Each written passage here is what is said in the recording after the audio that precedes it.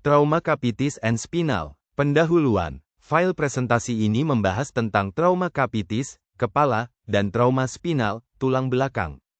Trauma kepala merupakan penyebab utama kematian dalam kasus trauma, disebabkan oleh benturan langsung atau tidak langsung pada kepala. Gejala klinisnya terlihat dari gangguan kesadaran, anatomi dan lapisan pelindung otak. Presentasi menjelaskan anatomi kulit kepala, SCALP, yang terdiri dari kulit, jaringan ikat, aponeurosis, jaringan longgar, dan perikranium.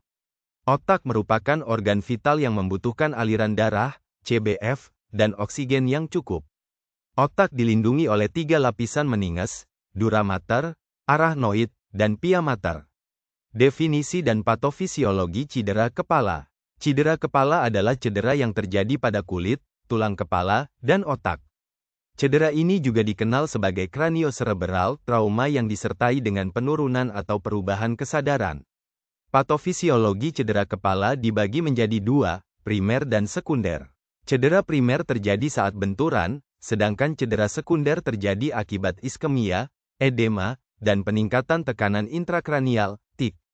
Tanda tekanan intrakranial, TIK. Presentasi menyebutkan tanda-tanda peningkatan TIK, seperti nyeri kepala hebat, muntah proyektil, dan penurunan kesadaran. Penanganan meliputi analisis gas darah, cairan elektrolit, dan posisi kepala 15-30 derajat.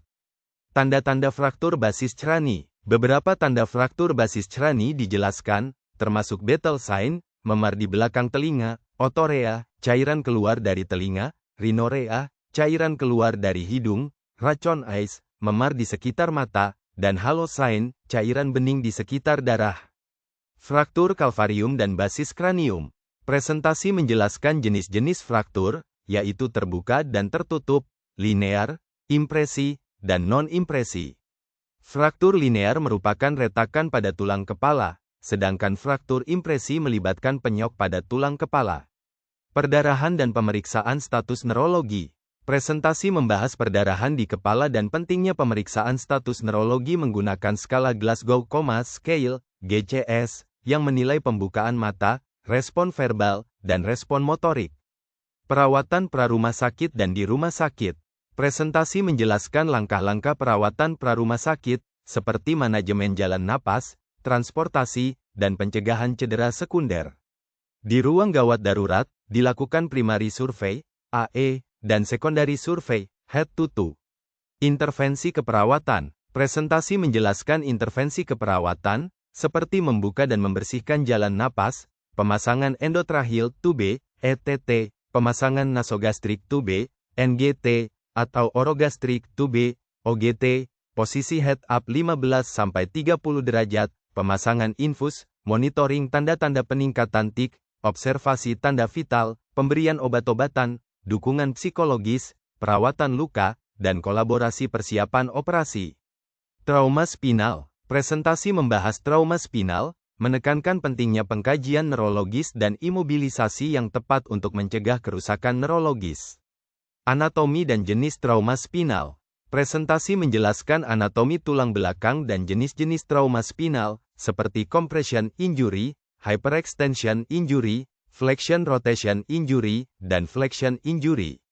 Pengelolaan umum trauma spinal. Presentasi menjelaskan langkah-langkah pengelolaan umum trauma spinal, seperti imobilisasi sejak prarumah sakit, posisi netral, penggunaan kolar semi-rigid, pemberian sedatif, cairan intravena, kateterisasi, dan pemasangan NGT. Transfer dan penutup. Presentasi menjelaskan proses transfer pasien ke rumah sakit dan menekankan pentingnya mengenali mekanisme cedera dan riwayat kejadian untuk membantu menentukan jenis cedera. Referensi. Presentasi mencantumkan beberapa referensi, seperti AHA, 2020.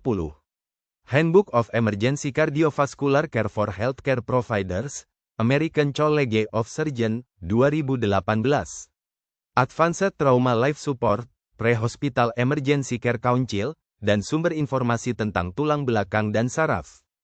Kesimpulan, file presentasi ini memberikan informasi yang komprehensif tentang trauma capitis dan trauma spinal, meliputi anatomi, patofisiologi, tanda dan gejala, penanganan, dan intervensi keperawatan. Informasi ini penting untuk tenaga medis dalam memberikan perawatan yang tepat dan efektif bagi pasien dengan trauma kepala dan tulang belakang.